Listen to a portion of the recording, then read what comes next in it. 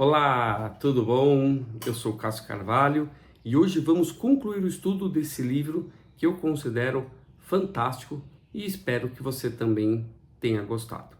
Vamos resumir o que nós vimos no último vídeo. O templo é finalmente concluído e inaugurado em meio à grandiosa celebração.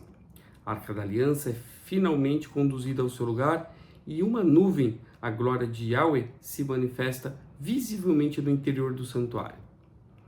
Joabe, que sempre buscou explicações racionais, reconhece nessa visão a mesma luz que tinha percebido na pedra subterrânea, compreende que o templo externo reflete um templo interior e Yahweh não habita mais apenas a construção, mas também dentro dele, aguardando que ele estivesse pronto para reconhecer seu Deus.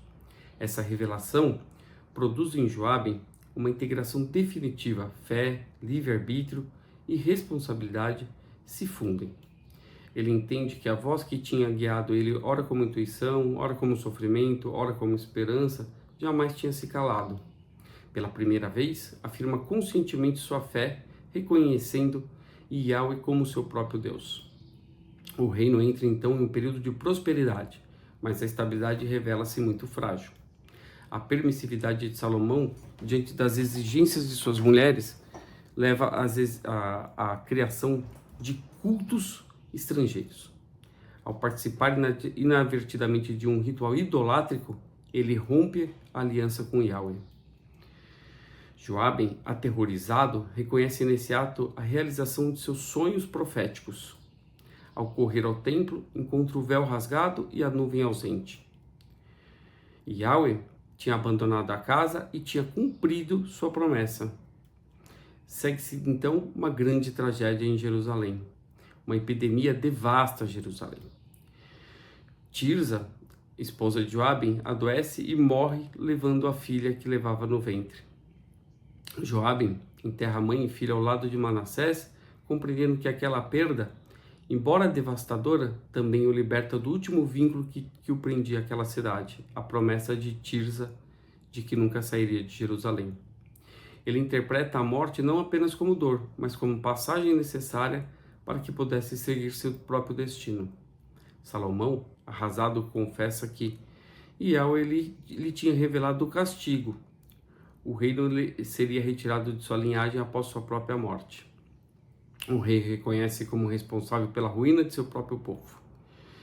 Joabe percebe que assim como Salomão precisa enfrentar sua própria batalha espiritual, ele também deve enfrentar a sua, limpar definitivamente o passado, pagar por seus erros e libertar-se de toda sombra que o ainda lhe acompanha. Decidido, prepara-se para partir. Informa a ama de seu filho Joabe que se organize e se prepare para uma longa viagem. Ele e seu filho Joabe retornariam para Tiro, iniciando uma nova etapa em suas vidas.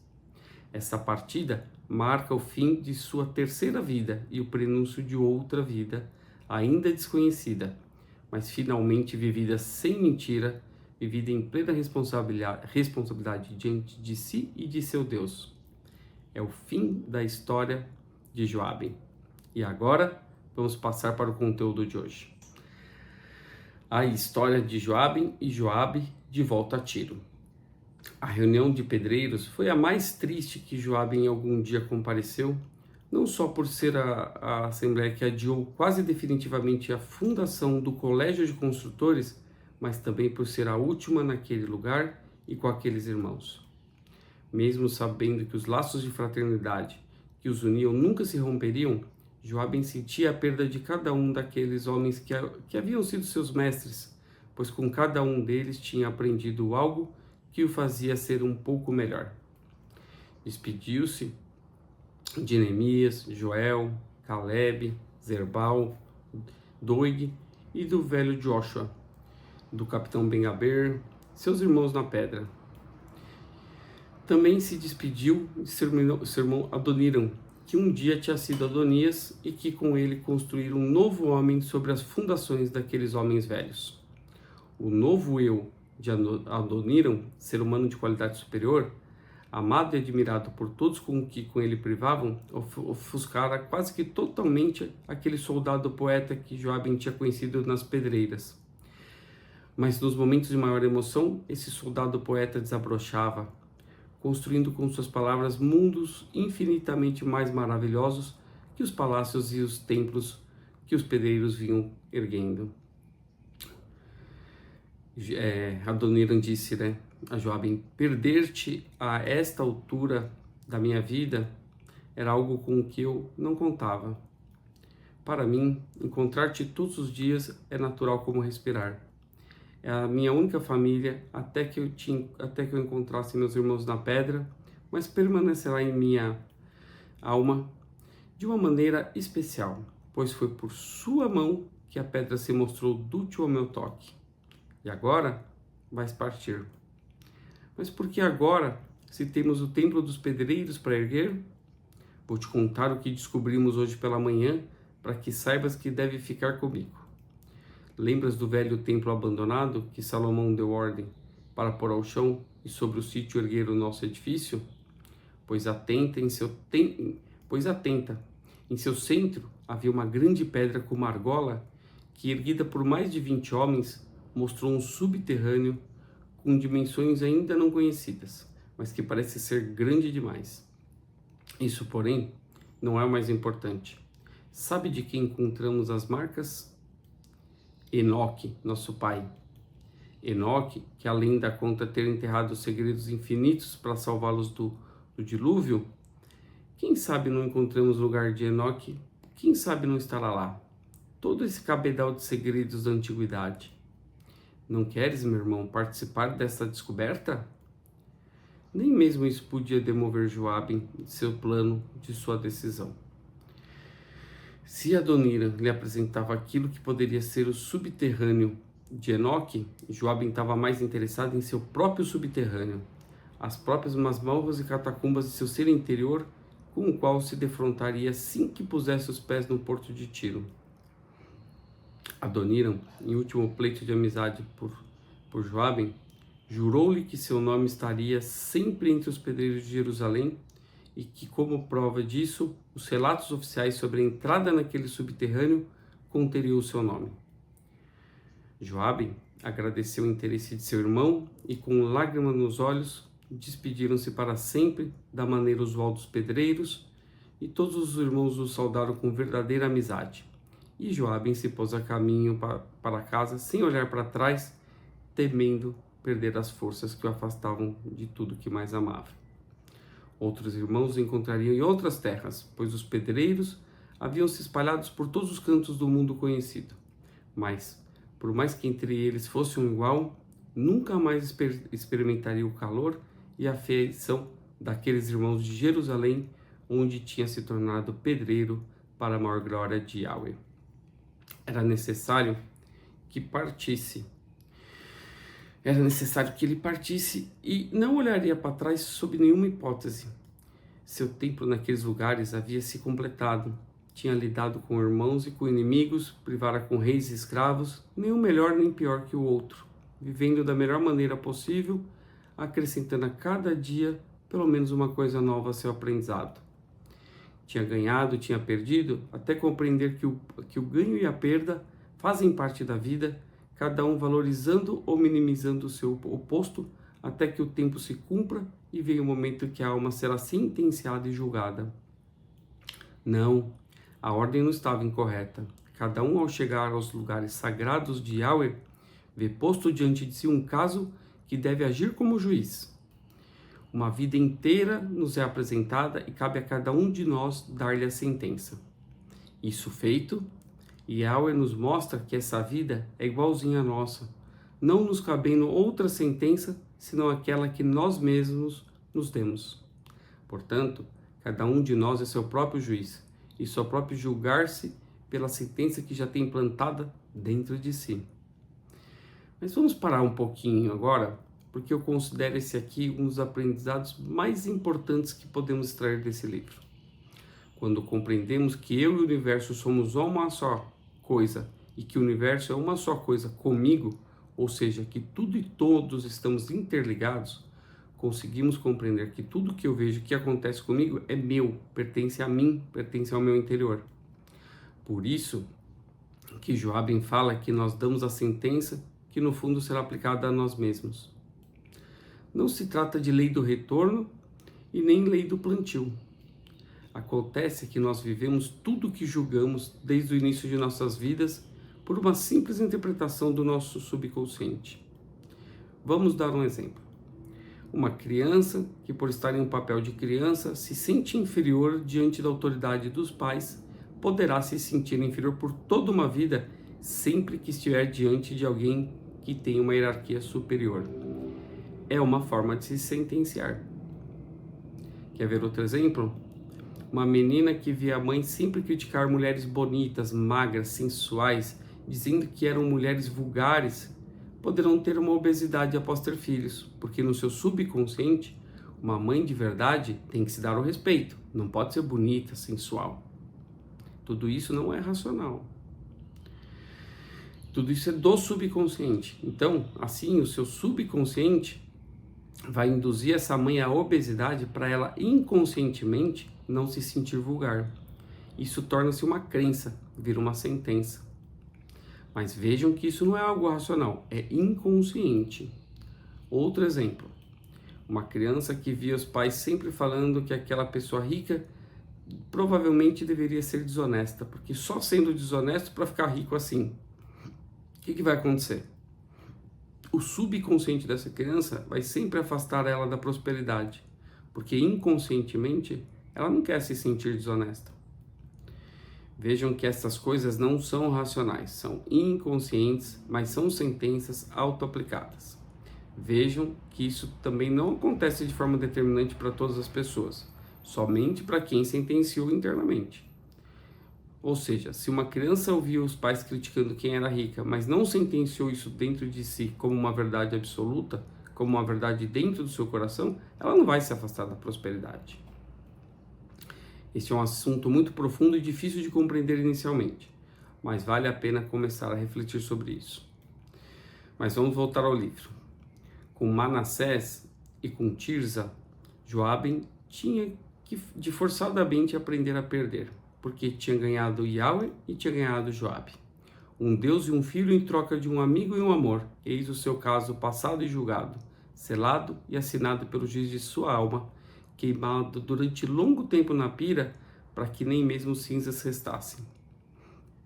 Joabe partia em busca de si mesmo, pois tinha conhecido Deus e aprendeu a perder, mas no fundo sabia que faltava algo essencial à sua educação como homem, uma coisa que não era possível enxergar, apesar de saber que era em tiro que lhe esperava. Tudo nele vinha em 3 partes, fossem as benesses, as desgraças, e por que não seria assim também com o seu aprendizado?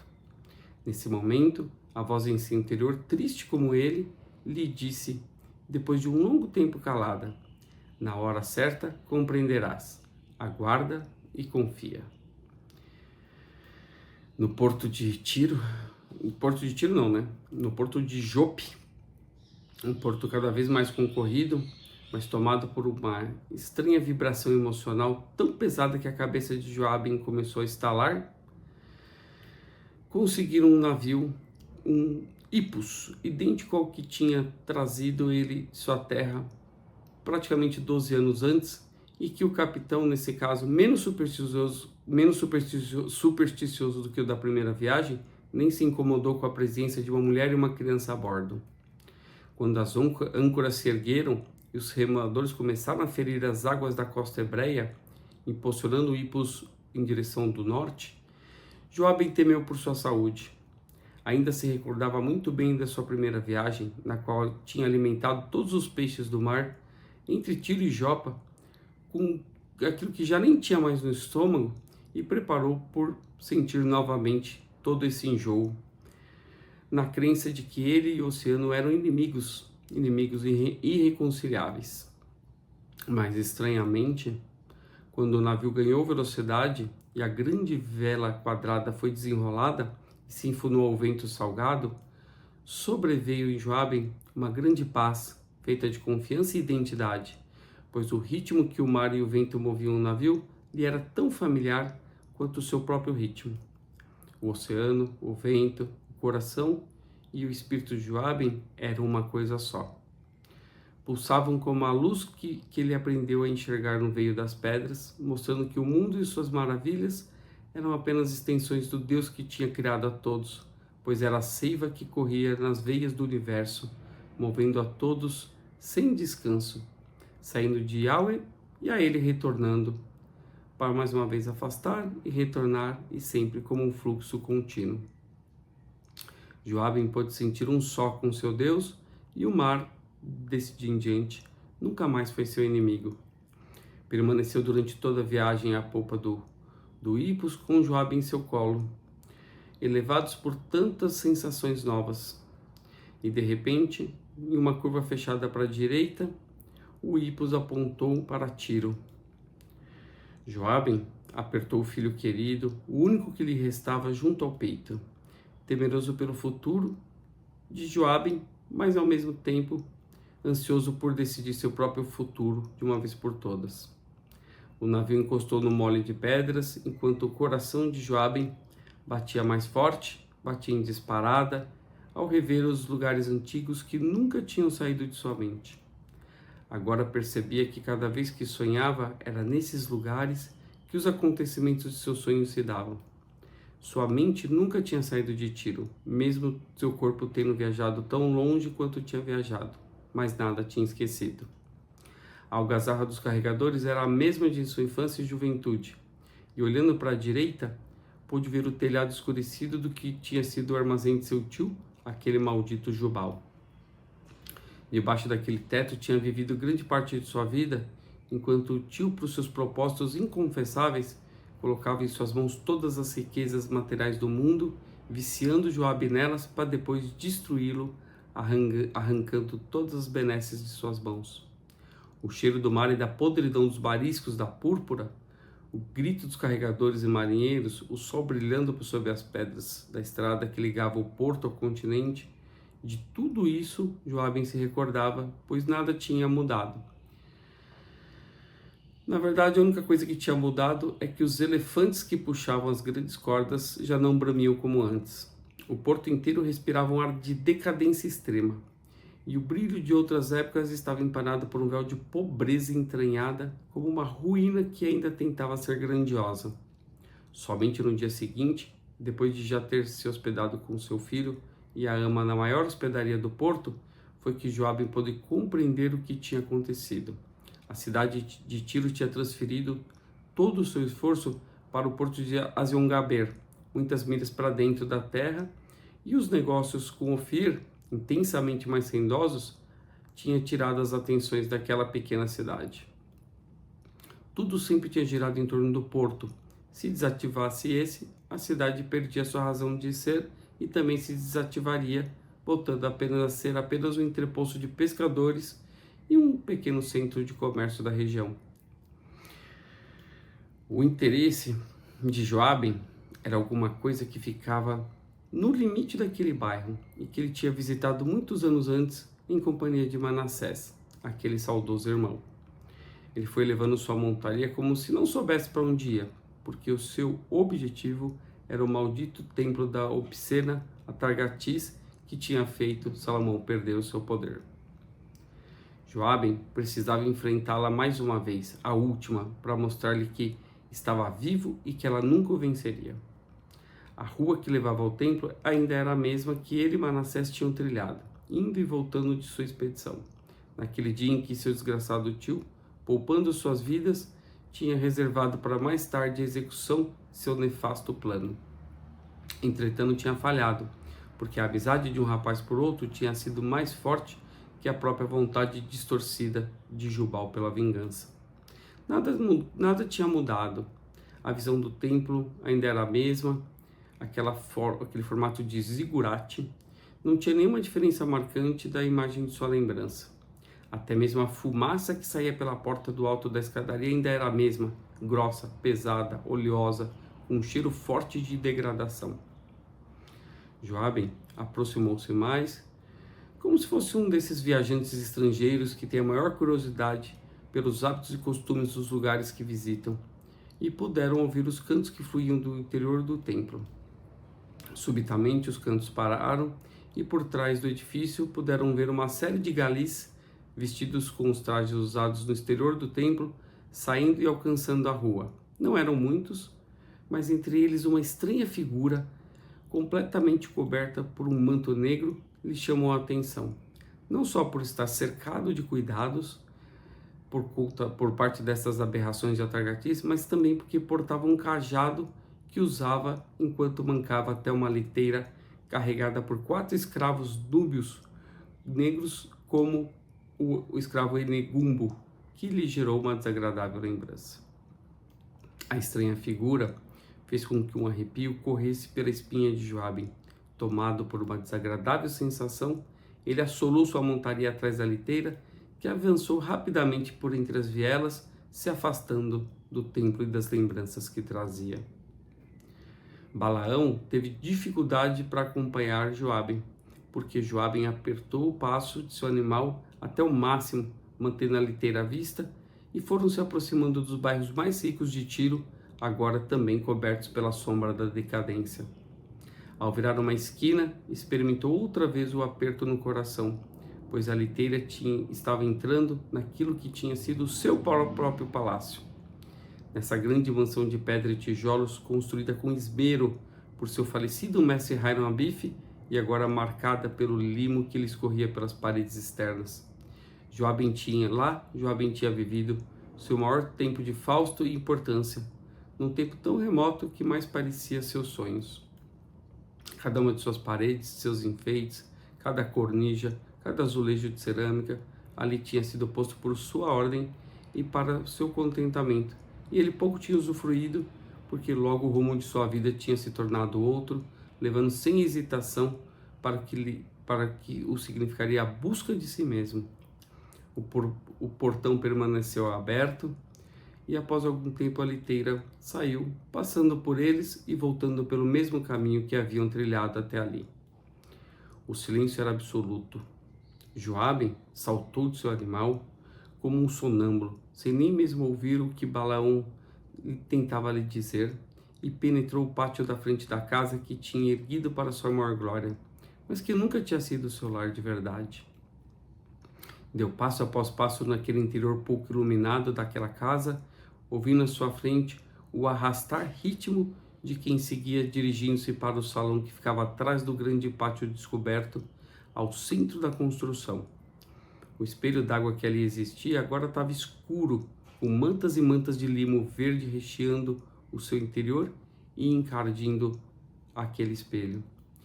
Joabe passou por ele, atento apenas àquele que ele estava seguindo, e o encontrou de costas, de frente ao braseiro central, cheio de móveis escuros, onde o borralho de um fogo adormecido brilhava lentamente. O coração de Joabe pulsava como o de um animal à beira da morte, impedido de dar mais um passo que fosse por essa suspeita amarga que lhe assomava a alma. Ele parou à beira de uma mancha de luz e disse: "Escuta." A figura vestida de negro virou-se em sua direção, colocando a mão na frente da cabeça, que ele não via porque estava oculta nas dobras do manto, e lhe disse com muito susto na rouca e fanhosa voz: "Quem é? Nada tenho, não se aproximes de mim." Essas palavras temerosas fizeram com que a mente de Joabe, desesperada pela realidade que se apresentava e a qual não queria crer, ficasse subitamente fria e prática, como se o momento não fosse mais do que um cálculo, uma operação matemática, uma soma cuja o resultado o próprio Joabe já conhecia de antemão. Respirou fundo e disse o nome que lhe arranhava a garganta, desde que tinha adivinhado lá na frente do templo daquelas aberrações: Jubal. A figura, sentindo-se mais tranquila por ver que era conhecida, deu um passo para frente e falou, confirmando aquilo que Joabe já suspeitava: "Sim, quem é? Não consigo enxergar." O maldito, o monstro, a fera sem entranhas estava viva. Joabe não o destruíra, não conseguira livrar o mundo de sua alma trevosa, de seu impulso asqueroso para o crime, da podridão que era sua alma. Estava vivo, respirava, se movia, provavelmente ainda satisfazendo os mesmos velhos hábitos de quando Joabe era seu filho. E ele, por ter perdido os melhores anos de sua vida na crença de achar que tinha matado, viu, e Joabe, né? Por ter perdido os melhores anos de sua vida na crença de ter matado, mostrou o rosto, deixando que a mancha de sol iluminasse por inteiro. Olha bem, velho criminoso, sou eu que volto do passado para te assombrar. Não me reconheces? Pois eu te digo quem sou. Sou Joabe, teu sobrinho. Joabe, a quem adotaste como filho apenas para usar-me como ferramenta de sua vingança sem sentido. Joabe, que não te matou quando devia, mas que hoje completará sua obra. Entende-te com o que quer que seja seu Deus, porque vais encontrá-lo dentro de alguns instantes. Joabe destroçara sua vida pensando ter assassinado aquele monstro sem coração e por medo de culpa tinha tornado-se um fugitivo, deixando de ser quem era e transformando-se em alguém que não era ninguém. E durante todo o tempo aquele pedaço de excremento permanecia vivo, provavelmente ainda torturando e matando outros seres humanos, tentando satisfazer seus baixos instintos, procurando por ele em cada uma de suas vítimas. Joabe tinha vindo até ele, o destino trazia ele para uma grande volta de seu objetivo e agora fechava o seu círculo e o colocava de frente a frente com o seu prometido algoz para aquilo que tinha ficado inacabado agora tivesse finalmente uma solução.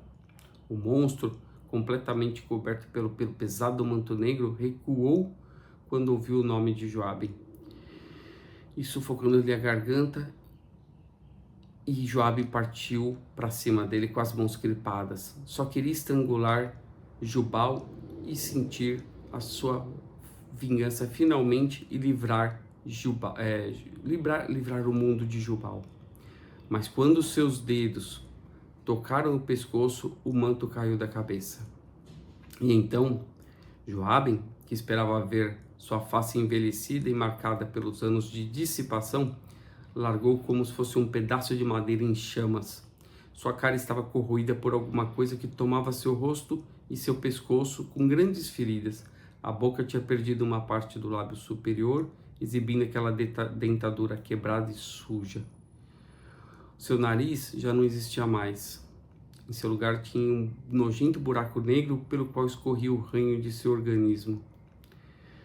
Joabe soltou e ele caiu ao chão gritando com voz fanhosa: Deixa-me, maldito, estou leproso, não vês? Estou leproso. Era verdade, a mão que o maldito estendia em sua direção para afastá-lo não tinha mais do que alguns tocos de dedos. Jubal rojou-se ao chão, de costas, arrastando-se para longe de Joabe enquanto o apostrofava. Seus olhos queimavam como brasas na fundura de seu crânio deformado e sem pelos, cujo alto brilhava ainda a cicatriz que Joabe lhe impusera com aquele escabelo de ébano tantos anos antes. Por que voltaste, maldito cão, filho de um cão? Acreditei estar livre de ti para sempre. Em meu coração eu me regozijava, não tinha te mutilado, mas as feras selvagens de certo haviam te destruído com todo o ódio que tinha em seu corpo. E agora você retornas para me ver destroçado, mas eu me vingarei de ti. A Targatis há de dar-me forças para fazer de ti aquilo que não consegui fazer quando era jovem. Se me tocares mais uma vez, eu te infectarei. Vem ficar leproso como eu. A destruição de minha carne será a destruição da sua. Toca-me mais uma vez e morreremos ambos unidos pela degradação. Não foi para isso que voltou? Nesse momento, olhando a face destruída que não era humana, que não era mais nada, Joabe finalmente compreendeu o que aquele homem representava em sua vida. Tudo o que lhe dera e o que lhe ensinara se voltara contra ele. Tudo que tentara fazer dele tinha sido subvertido pelo destino e nada colhera de seu plantio. Joabe, pelo contrário, por suas próprias ações, tinha deixado de ser o fantoche que Jubal tinha planejado que ele fosse. Se não tivesse engendrado sua asquerosa vingança e com ela lhe dado a oportunidade de sentir-se um assassino, naquele momento seria mais um dos gordos e inúteis comerciantes de Tiro, bebendo e comendo a custas do rei.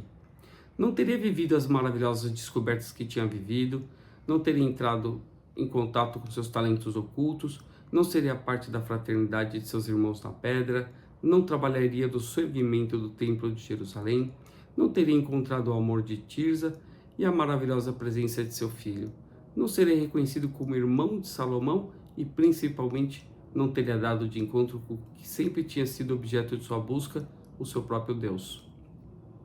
Seu tio, Jubal, a sua maneira distorcida, tinha feito com perfeição o jogo do destino, empurrando Joabe para uma nova estrada que ele nunca imaginaria trilhar e que era a satisfação absoluta de sua alma.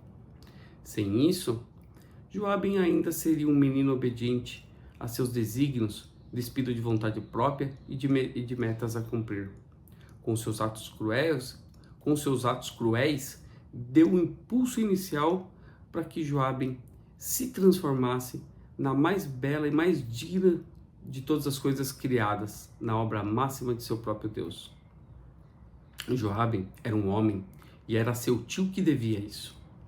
Com essa certeza firmemente plantada em seu coração, a alma de Joabe reconheceu o valor daquele ser digno de pena que estava a seus pés. Era um ser humano como ele, a quem só tinha de agradecer por lhe haver indicado o caminho a seguir. Com esse pensamento em mente, Joabe abaixou-se, estreitou seu tio contra o peito e beijou seu rosto disforme, sem nenhum medo de sua ira e muito menos de sua doença. Aprendera a amá-lo e para isso antes tinha que aprender a perdoá-lo. É preciso perdoar o inimigo para transformá-lo com amor. Choraram ambos, o tio de ódio e impotência, pois não tinha força contra eles, e Joabe de felicidade, pois tinha encontrado a resposta para sua terceira e última dúvida. E enquanto carregava o tio para o interior do prédio, um pacote sem peso nem consistência em seus braços, a voz interna de Joabe, idêntica à voz de seu Deus, gritou em seu íntimo: "Compreendeste agora?" Joabe compreendia tudo. Sua vida, como todas as outras, tinha um objetivo intimamente ligado aos objetivos de todas as outras vidas do mundo. Foi necessário que ele se dilacerasse completamente por dentro para que de seus trapos erguesse um homem verdadeiro, pronto a enfrentar não só o que era fácil, mas também o que era impossível.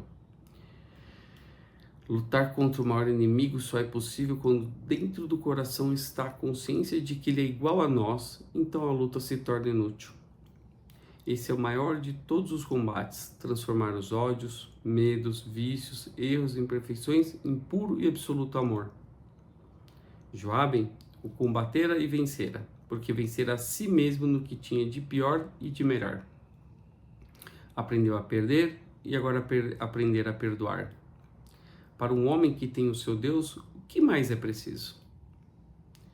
Joabe era definitivamente um homem, e para sê-lo, dizem que é preciso que um menino perca seu pai. E ele o perdera pelo menos 3 vezes, e dessa realidade galgara os degraus de sua vida. Mas vamos fazer uma pausa agora. Vamos falar desta missão brilhantemente trazida pelo autor. Vemos que Joabe perdoou o tio. Olha a lição. Ele perdoou e compreendeu que tudo de mal que o tio lhe fez foi o melhor que podia lhe ter acontecido. Caso contrário, ele estaria vivendo ali em Tiro uma vida vazia. Ou seja, é aquele versículo bíblico que diz que todas as coisas cooperam para o nosso bem. E cooperam ainda que nós não tenhamos a correta compreensão naquele momento. Tudo que parecia uma tragédia na vida de Joabe se mostrou uma forma de empurrá-lo para cima e para frente. E foram acontecimentos muito pesados, mas que ele lentamente foi aprendendo a fazer uma leitura construtiva. Reconhecia a dor da perda, mas também a quanto aquilo era de alguma forma para o seu bem. Vejam que Joabe tem a consciência de que seu tio não queria ajudá-lo, mas mesmo não querendo, acabou ajudando. E assim ele perdoou. O importante aqui é termos a clareza de que tudo sempre coopera para o nosso bem. Entender que perdoar é algo íntimo e interior, tem a ver consigo mesmo, com a capacidade de sair da posição de vítima e compreender que, independente da intenção do outro, o que importa é que aquilo vai me lapidar de alguma forma. Ah, mas o outro queria me prejudicar. Ninguém tem mais poder do que ninguém. Assim, ninguém tem o poder de fazer qualquer coisa comigo que eu de alguma forma não tenha permitido. Não importa o fato, importa a minha leitura e o sentimento sobre aquele fato. Perdoar em última instância é saber entregar a pessoa e aquela dor para Deus e pedir para Deus te ajudar a compreender por que aquilo aconteceu com você e com certeza para o seu bem. A pessoa que te causou qualquer dor foi só um instrumento e se não fosse aquela pessoa seria outra. Então não importa a pessoa que causou. O que importa é você compreender por que aquilo aconteceu com você. O que em você atraiu aquela experiência ruim e o que de bom pode ter naquilo. O que de bom aquela experiência ruim tem para você. É fácil falar e é difícil de praticar, mas é aí que mora a sabedoria.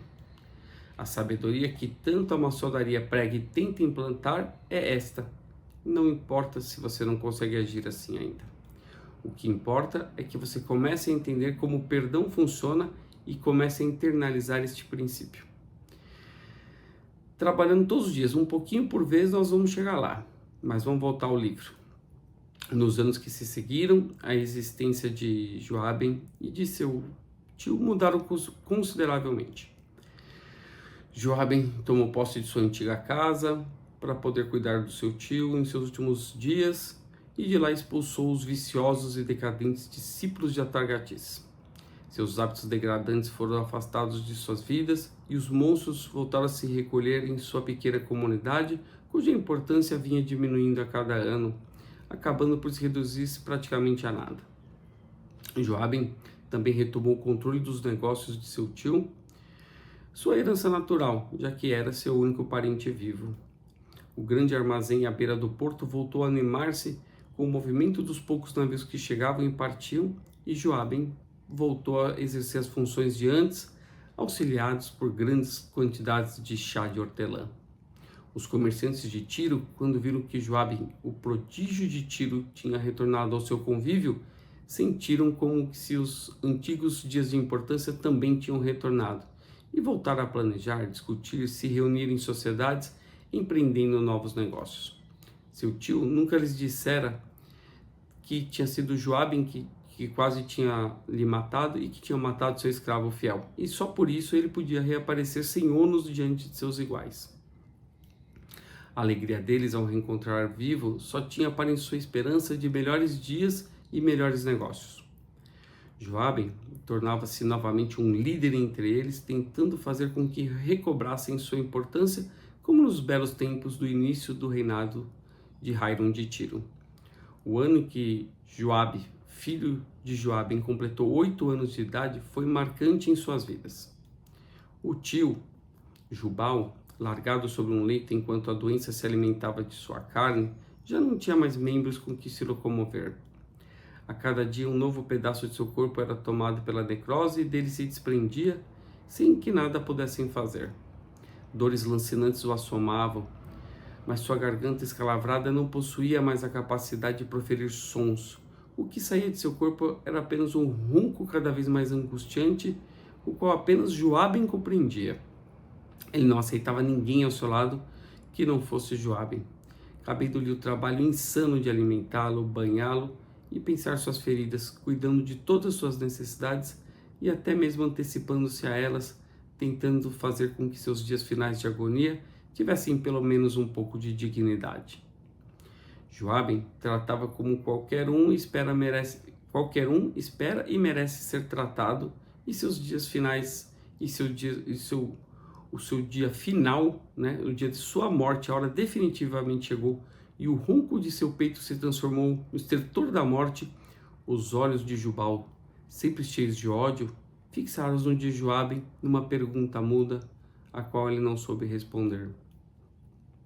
Joaben tomou-lhe em suas mãos o toco defumado de que um dia tinha sido a mão de seu tio, e que mesmo distorcida ainda era a mão de homem, orando para que Yahweh lhe desse o benefício de seu perdão, não lhe exigindo o arrependimento que lhe era impossível. Não estava em Jubal arrepender-se de seus atos. Sua vida se cristalizara da maneira que pudera, e não tinha mais possibilidades de mudança. Quando Joabe novamente o fitou, Jubal estava morto, com os olhos arregalados, voltados em sua direção. No fundo deles ainda pôde ver a mesma pergunta muda e aterrorizada apagando-se lentamente, até que ele mesmo não fosse mais um pedaço de carne sem vida. Nesse mesmo ano, o rei Hiram de Tiro morreu, e a impressão que tiveram é de que apenas tinham esquecido de lhe dar a notícia de sua morte, porque para todos os efeitos tinha deixado de ser rei muitos anos antes. No dia do 8º aniversário de Joabe retornou mais cedo à sua casa, com um espírito muito triste. Durante tantos anos, tinha feito o maior empenho para reencontrar suas irmãs vendidas aos bordéis do Mediterrâneo, chegando finalmente à conclusão de que essa era uma tarefa sem sentido. Provavelmente já estariam mortas, e Joabe finalmente se convenceu a desistir delas, pois nenhuma esperança restava em sua alma. Entrou em casa triste como não sabia ser capaz de ficar, mas teve uma surpresa que o levou de volta a tempos mais felizes, do qual parecia ter esquecido. Seu filho, tendo encontrado entre seus pertences o avental de pedreiro, tinha tirado as ferramentas de seu bolso e, usando com uma graça infinita o maço em cisel, quebrava algumas pedrinhas no canto ensolarado do pátio. Joabe reencontrou-se nele, reencontrando o melhor de si mesmo. Sentou-se a seu lado e lhe deu de presente, naquele dia em que completava 8 anos de idade, os primeiros ensinamentos na arte de trabalhar a pedra. Suas mãos destreinadas logo relembraram os modos de exercer esse ofício, e Joabe permaneceu longo tempo narrando a seu filho a história dos pedreiros, enquanto as pedras iam lentamente tomando forma sob suas mãos. Então Joabe lhe exibiu a pureza de sua semelhança, quando lhe perguntou com os olhinhos vivos fixados nele: Bar Joabe, por que a pedra tem esse brilho dourado que pulsa como se estivesse correndo dentro dela? Joabe também via a luz da pedra, fazendo Joabe sentir que sua obra de compaixão e misericórdia estava chegando ao fim. Seu tio estava morto. Hiram de Tiro estava morto, e nem Jerusalém nem Tiro precisavam mais de sua presença e de seu trabalho. Chegara a hora de encontrar um novo lugar para onde ir, uma nova terra para onde seus talentos fossem necessários, onde poderia dar ao seu filho os ensinamentos para que ele exercesse a arte de trabalhar a pedra, transformando-se ao mesmo tempo em um homem. Joabe deitou-se para dormir e sonhou com um estranho lugar, coberto de árvores de um verde profundo e inacreditável, repleto de aves de um colorido impossível, a qual chegava em um barco negro, acompanhado por seu filho e pelo velho Balaão. Ao acordar, decidiu procurar este velho marinheiro, Balaão. Balaão fora testemunha de seu reencontro com seu tio e tinha o ajudado muito nos primeiros dias depois que Joabe novamente voltava a ser Joabe de Tiro. Tinha para com ele um pleito de gratidão inesquecível. Movido por esse sonho, foi imediatamente ver Balaão, sentindo que estavam intimamente ligados um ao outro por esta terra que Balaão um dia tinha falado e que Joabe visitara em sonho. Encontrou-o ainda deitado no pequeno catre que tinha arrumado atrás das cocheiras de sua casa. Balaão ouviu com atenção a descrição que Joabe lhe tinha feito daquela paisagem, de seu sonho, e manteve-se em silêncio absoluto, como se temesse dizer qualquer coisa.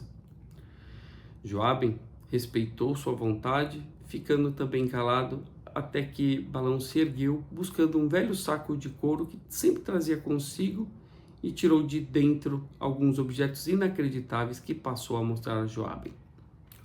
O primeiro era uma pena de pássaro longa e brilhante, de um azul tão intenso que não era possível descrever. Joabe pensou por um instante que era uma falsificação, dessas que os contadores de histórias e os magos de feira perpetram para seu deleite. Mas ao segurá-la em suas mãos, percebeu que era verdadeira e pôs-se a imaginar que passo seria coberto por tão bela plumagem. Balaão lhe disse: esses pássaros falam como nós. Já imaginou que emoções causariam em Tiro se para cá trouxéssemos? E aí eu te pergunto, será que estão falando de uma arara? Depois, Balaão colocou em suas mãos um pedaço de madeira, um pequeno pedaço de tronco, ainda com a casca. Pegando a faca, tirou um pedaço, mostrando no centro. Era de um vermelho vivo, oleoso e oloroso, e a seiva ressecada ainda era poderosa, pois manchou os dedos com tal força que mesmo depois de 3 dias e muita lavagem, ainda permanecia em sua pele. Balaão, disse-lhe, os homens que vivem nessa terra com que sonhaste usam esta planta para tingir seus tecidos, como nós usamos os mariscos da púrpura. Já imaginou que riqueza traríamos para Tiro se pudéssemos aqui plantar essas árvores? E aí eu te pergunto de novo, será que estão falando do pau-brasil? O último objeto que Balaão apresentou e retirou do saco era uma pedra dourada, brilhante, uma pepita de ouro puro do tamanho de seu punho fechado, pesando mais que o triplo de seu volume. Balaão, disse, onde encontrei essa pedra havia outras, muitas mais, jogadas pelo fundo dos regatos como se fosse o pó do deserto. Já imaginaste a riqueza que faríamos para nós se fôssemos buscá-las?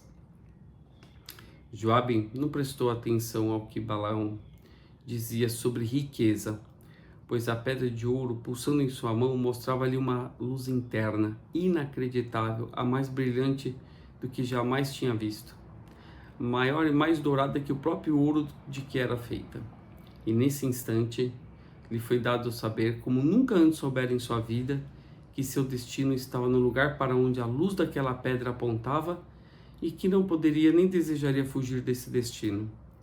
E aí eu te pergunto, onde seria esse lugar que tem tanto ouro? Bom, no dia seguinte começou a se desfazer de todos os seus bens em busca de seu sonho. A riqueza de seu tio que tinha herdado foi distribuída entre os empregados do armazém. Essa fortuna verdadeiramente não lhe pertencia. Joabe era apenas seu guardião e desejava sinceramente que seus novos donos fizessem o melhor uso possível daquela fortuna. Com o que lhe restou, que não era pouco, mandou construir e aparelhar um grande hipos, o qual ordenou que fosse pintado de negro. Os habitantes de Tiro, avessos a essa cor, estranharam sua escolha, mas Joabe sabia obedecer aos ditames de seu sonho, ligação direta de sua alma com seu destino, e preparou-se para lançar o navio ao mar tão logo encontrasse marinheiros dispostos a tudo. Joabe estava no convés, vendo o movimento de seu temido grupo de jovens marinheiros, esperando que a manhã tingisse o céu que cobria sua cidade natal com as cores vivas do amanhecer. Então, logo isso acontecesse, partiriam em busca da terra maravilhosa, que apenas Balaão entre eles tinha visto com os olhos do corpo. Joabe abraçou o filho, Joabe curioso e animado pela aventura que estava por viver, sem um pingo de medo dessa viagem que não tinha fim nem destino certo. Como ele, Joabe sabia em seu íntimo que o que os esperava era o país do futuro, onde voavam as aves de cores incríveis, com fala humana, o território das grandes e infinitas florestas, cheias de árvores dos mais diversos tipos, entre as quais florescia a planta maravilhosa, cujo cerne era vermelho como a brasa das fogueiras e que tingia as mãos mais indelevelmente do que a púrpura de Tiro alguma vez tinha tingido a fina lã ali feita, e onde rolavam o ouro e as riquezas pelos pós dos caminhos em tal quantidade que perdiam o valor, onde seus habitantes eram homens de pele avermelhada, cujas cabeças Balaão diziam ser cobertas de penas em vez de cabelos, e uma constelação em forma de cruz ao sul do céu profundo. Bem-vindos ao Brasil. Prodígios da criação que tudo exibe para a maior glória de Yahweh. Mas, de tudo o que iriam encontrar, o que mais excitava Joabe era a possibilidade de ver novamente seu Deus. Da última vez em que estivera com ele, tomara a forma de uma densa e pesada nuvem. Quem sabe essa nuvem não tivesse dirigido para aquela terra, cuja busca vigilariam naquele dia, firmando-se em determinado lugar, onde seria preciso erguer-se um novo templo? Lá ele o encontraria, não só para trabalhar na obra, exercendo seu mister de pedreiro, mas também para viver seus últimos dias educando um filho na verdade da fraternidade da pedra. Curiosamente, Joabe lembrou-se de que a primeira palavra que tinha lido, quando seu cérebro se abriu ao germe do conhecimento, tinha sido a palavra pedra, com o mesmo significado em egípcio, fenício e hebraico, Iven. Mas naquele momento, simplesmente trocando um Dalet por um Viavê, ela se transformava aos olhos de sua alma na palavra Éden, paraíso. Quando lera pela primeira vez, estava ao lado de Manassés, o irmão perdido e reencontrado, que lhe faria muita falta nessa viagem ao desconhecido, pois sempre lhe elevava o espírito nos momentos em que suas forças falseavam. Sentiria falta também de Hainon Abif, o mestre adorado, com quem aprendera os segredos com que o transformaria em um verdadeiro homem. Mas a maior saudade era de Tirza, o primeiro e único amor de sua vida, que se desprendera de seu corpo para que Joabe e seu filho pudessem sair de Jerusalém sem quebrar a promessa que lhe haviam feito. Os três lhe deram as maiores provas de amor que pudera conhecer, e fora por eles, quando a hora do confronto chegou, ele compreendera, amara e perdoara.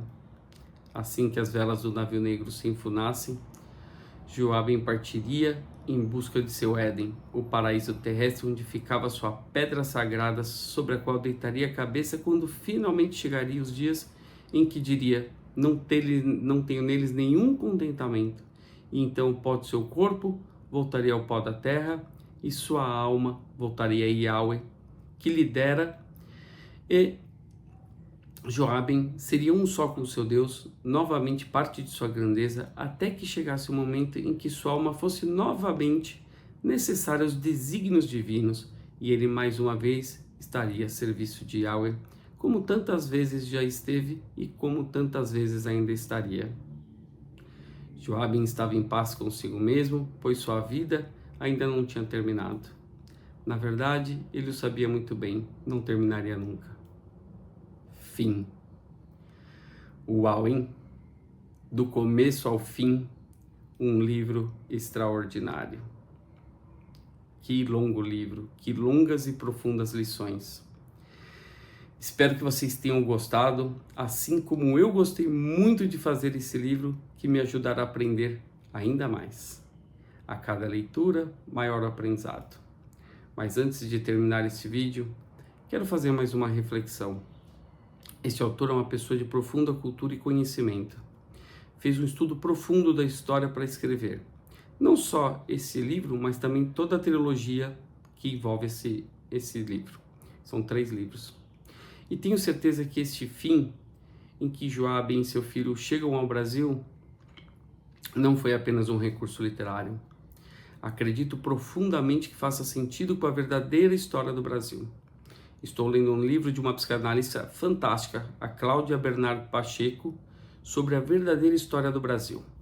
A Cláudia e o Norberto Kepp são fundadores das faculdades trilógicas em São Paulo e Cambuquira, e suas bagagens de conhecimento foram adquiridas através de um longo trabalho de psicanálise que exerceram em vários países ao longo do mundo.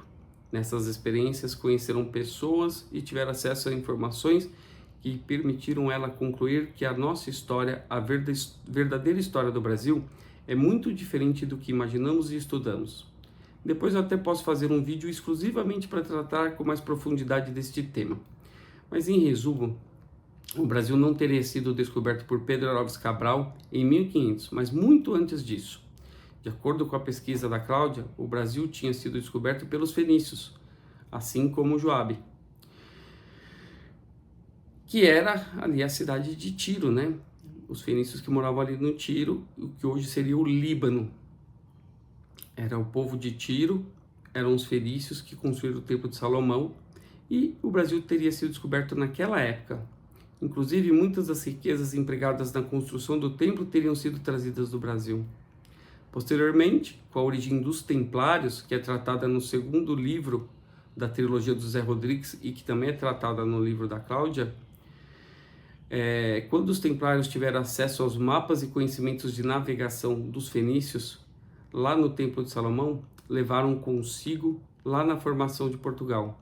Com este conhecimento que os Templários levaram para Portugal, é que foi possível a realização das grandes navegações que trouxeram Pedro Álvares Cabral e os jesuítas ao Brasil. E diferentemente do que aprendemos, essas expedições ao Brasil e os jesuítas que aqui vieram não tinham uma mentalidade extrativista como nos foi ensinado, mas sim tinham uma grande missão e a visão de construir aqui no Brasil o país do futuro. Guardem essas informações. E eu fico por aqui e te encontro em um próximo vídeo com um novo tema. Mais para frente, se desejarem, podemos fazer o estudo do segundo livro dessa trilogia, que trata da história dos Templários e a maçonaria. Um grande abraço e até lá!